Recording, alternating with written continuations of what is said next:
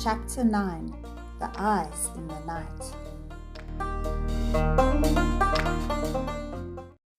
As darkness fell, the 5 children went back to the rock overhang and huddled down.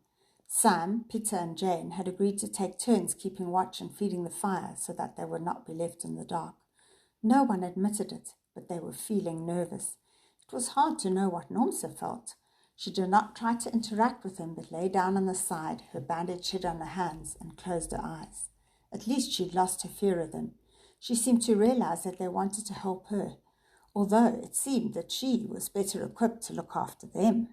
They thought it would be hard to fall asleep on the ground, but exhausted, they dropped off quickly. Sam had offered to do the first watch. He sat close to the fire. It was comforting, but it wasn't comfortable.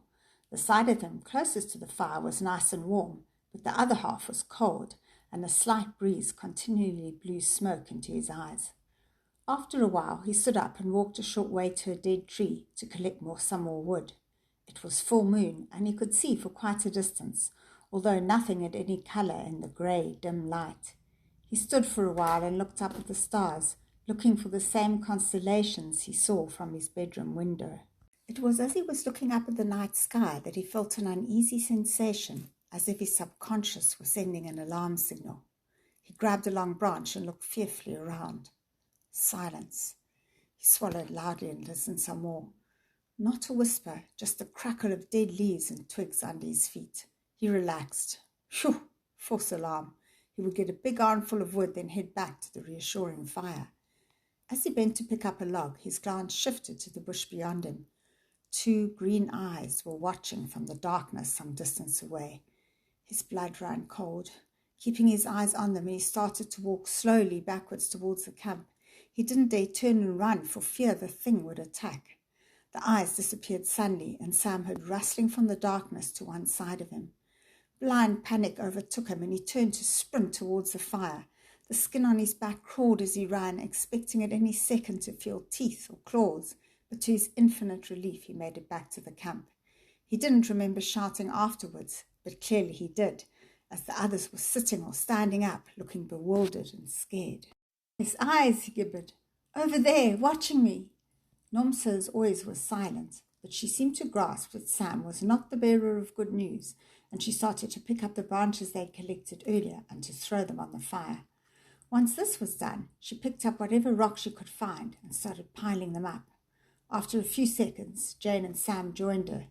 Peter stood tensely, staring out into the night, trying to penetrate the dark. It seemed like a long time, but it was probably less than 3 minutes when they saw a shape moving towards them, dimly discernible through the darkness. It halted every few paces, sniffing the air, trying to make sense of the alien scents. Suddenly it bounded forward, stopping a couple of meters away from the fire. Some of the children screamed. I will not say who, because a scream under those circumstances was completely understandable. The animal was the size of a big male lion and looked a lot like a black panther, though its body was covered in black, neatly patterned stripes. It had a thick neck and huge head, and, most fearsome of all, 2 huge rapier-like fangs extended from its top jaw and jutted down far below its chin. "What is it?" Jane cried out in horror, but no one answered her. Everyone was frozen, staring at the beast, waiting for it to come closer. Everyone, that is, but Nomsa. She gave a loud shout, grabbed a burning stick out of the fire and threw it towards the animal. Following her example, the children started shouting and throwing stones, handfuls of sand, whatever they could find on the ground around them in the direction of the big cat. It backed away far enough to avoid the missiles, but continued staring at them, curious or hungry, or some horrible combination of both. When they'd exhausted their supply of stones, it began to advance again, one slow step at a time. Maylie began to cry hysterically, "It's a monster! It's a monster!" The children retreated until their backs were against the rocky overhang. The beast continued to advance slowly but inexorably, no longer worried about the fire, until it was standing beside it, and the frozen children could clearly see the stripy fur and horrible fangs. Suddenly there was a loud shout, and a figure burst from the darkness. There was a brief scuffle, shouting, snarling, and flying sand as the animal and the man lunged and sparred. Then the huge cat leaped backwards and fled into the night. An old man was standing before them.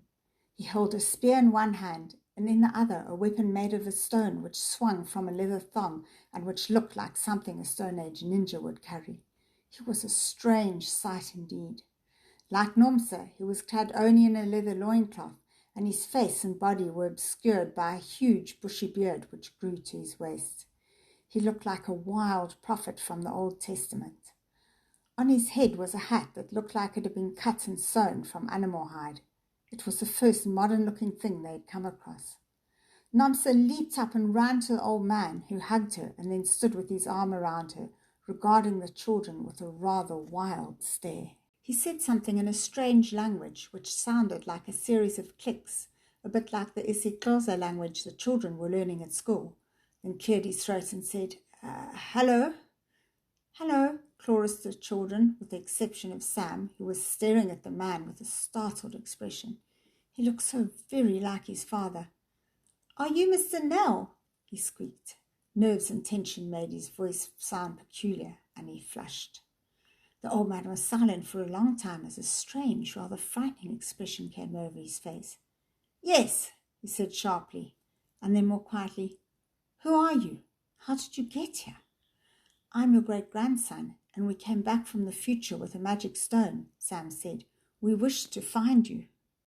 The old man sat down abruptly in the sand, pulling Nomsa down with him, and they saw that under his brown leathery skin he had gone pale. He passed a hand over his eyes and said weakly, "I've long thought of something like this happening, but now it has come. I don't know what to feel." He paused again, then said, "If you are truly my great-grandson, it means my son Francois lived to have a son or daughter who in turn had you." His eyes glistened. "What year is it? Where do you come from?" When they told him it was 2019, a wild expression crossed his face, and he said in a low voice, "I left in 1891. My son Francois was 17 years old." "I was born on the 24th of March in 2010, Sam said. "Incredible," the old man said, shaking his head, then sat silently. Eventually he said, "It is 130 years then since I left the farm, but I have not spent such a long time here. I think I'm about 75 years old now. I've lost track over the passing years." The children were impressed. He was very fit and strong for someone so old. Once Sam's great-grandfather had got his head around the fact that it was his great-grandson in front of him, they talked and talked. When he heard that Peter and Maylie were the great-grandchildren of his farm manager Samuel, he smiled and said, "How strange and how wonderful." They talked late into the night. Mr. Nell told them the story of how he'd arrived in that time and place. He said that he'd gone to the hill with his gun to look for jackals which had been attacking sheep. At this point, Jane looked horrified and opened her mouth to exclaim in disapproval, but catching Sam's eye shut it again. "I was walking along when I saw a strange stone and picked it up." "This one?" Sam asked, taking the stone out of his pocket. Yes, that's it. I think so anyway. It's so long ago." His great-grandfather stretched out a finger to touch the stone, but then thought the better of it, and withdrawing it, continued his story. "I picked it up because it was so strange and unusual. And then, a few paces on, I saw a particularly magnificent hand axe. You know, one of those big stone tools made during the Stone Age. You find them all over the Karoo. And I said to myself as I picked it up, I wish I could meet the man who made this. And then everything went black, and I found myself lying on the ground close to a group of people." He gestured towards Nomsa. "Her people. They were hunter-gatherers, nomads who lived in and from the wilds. I was in a time and place where there's no metal or iron, no buildings, no farms. The horses in this time have 3 toes on their hooves, and they are the strangest animals. Most of the buck I don't recognize at all, and there are 4-tusked elephants and buffalo with horns which are almost as long as a man. I think this is the Middle Stone Age. Anyway, I realized I'd travel back into the past as you did, but the stone disappeared after I made the wish, and there was no going back." Grandpa Nell wanted to hear everything Sam could tell him about his wife and son, but Sam, to his regret, did not know much. It belonged to a past so long gone, and it was sad. He hadn't wanted to push his grandfather for details on his missing father, as it upset him. So Sam was only able to say that his grandfather had taken over the farm and worked beside his mother and Samuel, and that the farm had been very successful, and in time Sam's grandfather had passed it on to Sam's father, Franz. There was a long silence while the old man digested the information. "My wife never married again?" he asked. "No," Sam said. "She stayed with my grandfather on the farm until she died. She was very old, 97, I think. My father loved her a lot. He always talks about her vegetable and flower garden. She gardened until the day she died, he says." A sad smile crossed Mr. Knowles' face. "It must have been very hard for her. Did she think I had abandoned her?" "No, no," Sam assured her. "My father said she thought you'd met with an accident, that you'd probably been taken by a leopard. He said there were lots around then. There's a huge acacia tree growing in the garden, which she planted in your memory," he added, hoping to comfort him with this information. And so the conversation went on. Mr. Knowles struggled to understand the things they were telling him about the modern world. When he had left, cars were very rare and was something new and outlandish. He'd carried out his farming duties using horses and oxen. Eventually, well past midnight, the children could no longer keep their eyes open and started to nod off. "Sleep," Mr. Knowles said. "I will keep guard and we can talk again in the morning.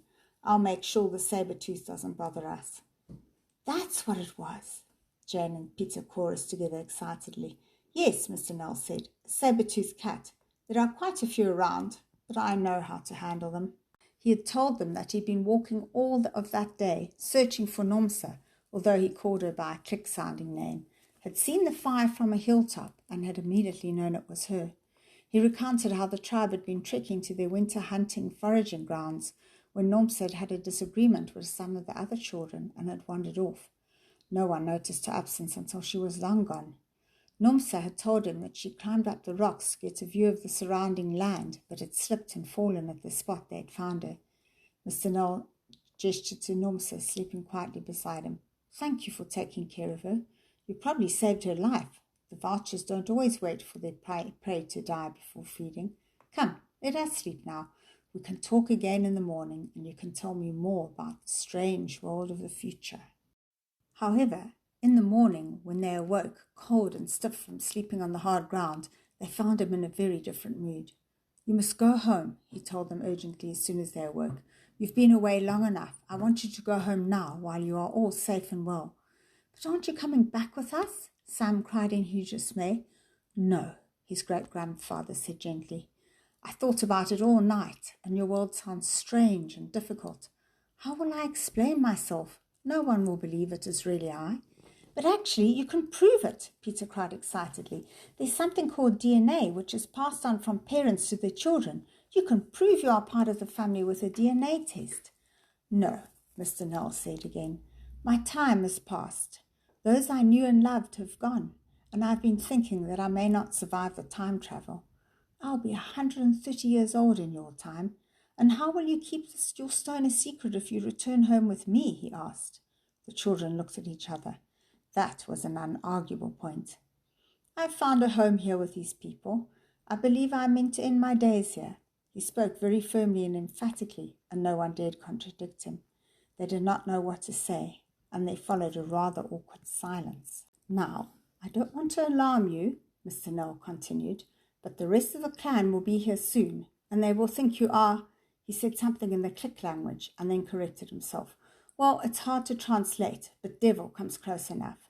I want you to leave now while you still have the stone and the means. I'm afraid of you getting stuck here too. You're young and have your lives ahead of you." He grasped Sam's hand firmly, at the same time looking around at the other children. "Go now and live long, happy lives." He let Sam's hand go and squeezed his shoulder. "A part of me goes with you. Don't worry about me. You've brought me peace, a priceless gift." But, stammered Sam. "Go, now," Grandpa Knowles said urgently, turning and pointing behind him. A small group of men were approaching fast. They were still too far away to see much detail, but they too wore nothing but loincloths, but they carried bows and spears. They started shouting when they saw the group and broke into a run. "Now!" Grandpa Knowles cried again. The children grabbed hands and Sam shouted, "Take us four back to our time on the hill." And the last thing they saw were the faces of Nomsa and Grandpa Noel, who was holding up a hand in farewell. The cries of the swiftly approaching men cut off abruptly as the children hit the vortex of time and space. Sam thought he heard his great-grandfather shout, "Goodbye, Sam," but he couldn't be sure as the spinning darkness overtook him. The children lay without moving for a few seconds, trying to adjust to being back in their time on the hill.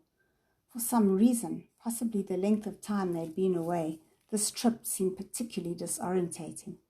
The first thing Sam saw when he got up was his lost rucksack.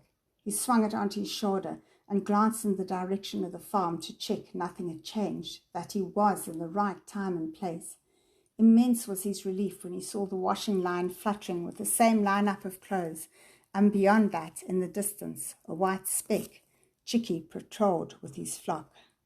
They were all feeling rather shell-shocked, and no one spoke for a minute until Peter said practically, "Come, let's go and have pot tea and toast and jam, and you'd better change your dress before Mum sees it, Maylie." After their Stone Age supper, tea and toast sounded perfect, and they made their way down the hill towards the comforting homeliness of Peter and Maylie's kitchen. As he sipped his tea, Sam looked out the back door, searching for a sight of the huge tree that his great-grandmother had planted in memory of her lost husband. He could see it sticking up above all the younger trees. Strange, but good to think that now his great-grandfather knew about it too.